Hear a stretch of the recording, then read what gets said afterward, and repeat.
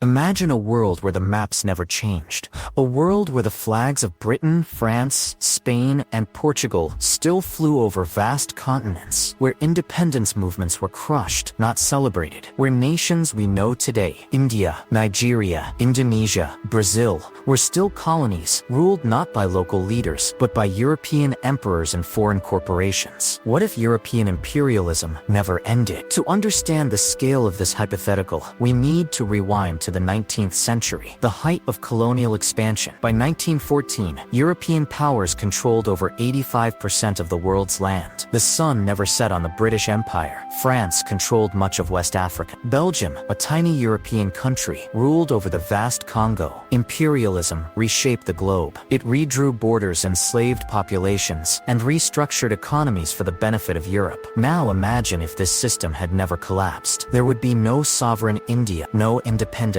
African Union, no Latin American nations carving their own political paths. Instead, we'd live in a world where freedom is rare and power flows exclusively from Europe outward. Education systems across the colonized world would still teach European history as the only history that mattered. Local languages like Swahili, Tagalog, or Hindi would be replaced by English, French, and Portuguese in everyday life. Entire generations would grow up without connection to their own cultural past. History itself would be rewritten. Natural resources, gold, oil, rubber, rare earth metals, would continue to be extracted at unsustainable rates, enriching Europe while keeping the colonized regions in a state of permanent underdevelopment. Countries rich in minerals and agriculture would remain poor, not because they lack resources, but because they would never be allowed to benefit from them. Politically, resistance would still be branded as rebellion. Nelson Mandela would be a terrorist, not a hero. Mahatma Gandhi might have died in obscurity. Kwame Nkrumah, silenced before ever leading Ghana to independence. These leaders and thousands like them would never have shaped their nations, because their nations wouldn't exist. The world map would look eerily familiar and deeply wrong. Africa would be carved into European blocks. Southeast Asia would still be under Dutch or French rule. Latin America might be reduced to client states, controlled by European corporations, not elected governments. In this world, global inequality would be far worse than it is today. Economic systems would be rigged to favor European interests. Labor laws would be non-existent. Colonized people would work under brutal conditions, with no rights, no representation, and no pathway to upward mobility. Technological advancement might still happen, but access would be deeply unequal. Imagine smartphones made in African factories, but Africans never owning them. Hospitals built in Asia, but only accessible to Europeans. A world that innovates, but only for the elite. And then there's identity. Billions of people would live without any sense of national belonging. No flags of their own. No holidays celebrating independence. Just generational trauma passed down through enforced silence. Art, music, literature, once deeply tied to local identity, would vanish under censorship or be co-opted by colonial agendas. Wars of independence would be replaced by underground resistance movements. Hunted and erased. Terror and surveillance would be routine. Secret police would crush dissent. Mass protests would be unheard of because they would be too dangerous to try. Even the global power structure would look different. The United Nations might not exist, or it would be dominated entirely by colonial power. International law would reflect imperial interests. Human rights would be a European privilege, not a global standard. The internet, if allowed to exist freely, would be heavily censored across colonized regions. Information would be filtered through propaganda. Access to knowledge would be limited, controlled, and weaponized. The very idea of progress would be dictated by the few who controlled the many. And most frightening of all, this world would feel normal to the people in. Entire populations would grow up believing they are inferior, because that's what they were taught. Children would never dream of becoming presidents, leaders, or creators, because those dreams would be impossible. But history tells us this didn't happen. The age of imperialism ended not because colonizers gave up power willingly, but because people fought for freedom, fought and bled and died to claim the right to self-rule, to speak their own languages, to teach their own histories, to imagine their own future. Still, this thought experiment forces us to confront a truth. The legacy of imperialism never fully disappeared. Its echoes remain in global trade, in language, in wealth gaps, in political instability. The world we live in today is shaped by what imperialism built and what decolonization tried to undo. So what if European imperialism never ended? We'd live in a world of fewer voices, less diversity, and far far more suffering, a world ruled by a few, for the benefit of even fewer. And the idea of freedom, the very idea that people should govern themselves, would remain just that, an idea, never